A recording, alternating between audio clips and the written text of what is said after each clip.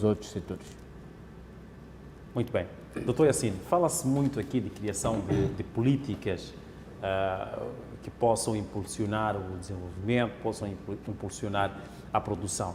No atual contexto que o país está a viver, que decisões, que políticas, de forma, digamos, claras, podem ajudar na redução desta dependência econômica? O que é que o governo deve fazer, o que é que o governo deve decidir para que haja esta redução da dependência econômica?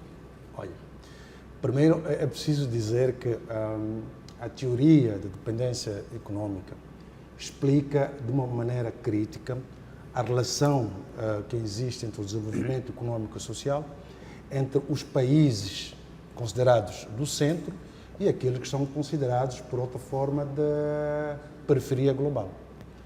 E é estranho que assim fosse, mas é olhando para os países ricos versus os pobres e olhar para os países produtivos versus tecnológicos. E aí nós podemos tentar inserir onde é que Moçambique se enquadra. Os países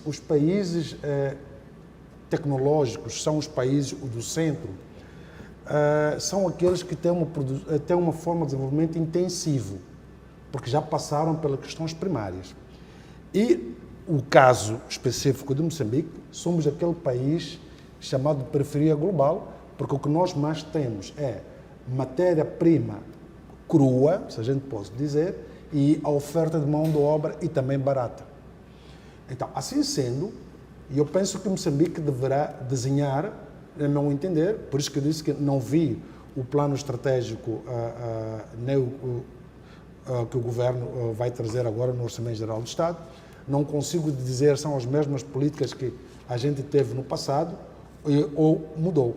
Veja só, no passado, o que se foi colocado para reduzir a dependência econômica para Moçambique, entre as políticas, incluía a redução da folha de salário, não é? A isenção de impostos. Incluía também a redução das compras por parte do governo e a atração de investimentos.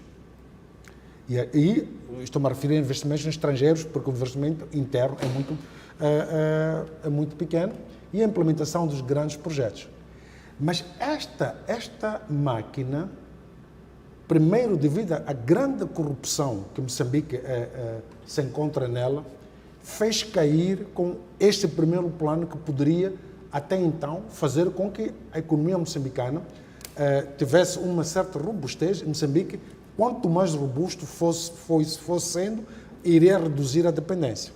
Se for a ver, por exemplo, a desoneração de folhas de pagamento, o Estado moçambicano é, na verdade, o maior pagador de serviços que o país tem. Não é o setor privado, é o Estado moçambicano, que é o maior pagador de serviços. É o melhor cliente. É o melhor cliente até de empresas que não existem, devido ao grande índice de corrupção. E se for a ver, por exemplo, por outro lado, é a atração de investimentos. Como é que o Estado atrai o seu investimento? Uma das grandes políticas internacionais para a fraqueza de governos subdesenvolvidos como o nosso é aquilo que Moçambique aderiu, que é a constituição de zonas francas para grandes projetos. Olha, se você tem hoje uma Mosal que por um ou por outro motivo não paga taxas, não é? Ou paga taxas específicas, não aquelas que o Estado que podiam produzir um rendimento para além daquilo que a gente vê, porque está numa zona franca. Claro, a zona franca visa, acima de tudo, ganhar confiança dessas empresas para poder investir em Moçambique. Mas o grande problema é que a maior parte dessas empresas, que a nível internacional não fariam a mesma posição que fazem em Moçambique, durante os 25 anos, compraram a incapacidade do governo de Moçambique de aliar um interesse local vis-à-vis a grandes investimentos. Nós estamos a falar de grandes investimentos em Moçambique. Sim, qual é que é a produção da mão de obra que a gente tem para oferecer esses grandes investimentos? Eu dizia aqui que quando fala sobre a periferia e a periferia global, uma das condições realísticas é que esses países que ainda estão a desenvolver, no caso de Moçambique, não têm nada para oferecer a não ser recursos naturais não desbravados e, por outro lado, uma mão de obra que, no final, ela é barata. Então, se estas duas coisas Moçambique não consegue conciliar, pode até inventar programas específicos como a agroindústria, agricultura, turismo, pesca e mineração, como sua base fundamental para recuperar a economia, mas o turismo, por exemplo, requer segurança. Um bom turismo requer limpeza, requer a existência de boas infraestruturas, requer segurança do turista e requer, acima de tudo, condições de fazer o pagamento, ou seja, em termos de taxas, sem a grande corrupção que se encontra nos grandes aeroportos e nos municípios. Isto não é possível fazer.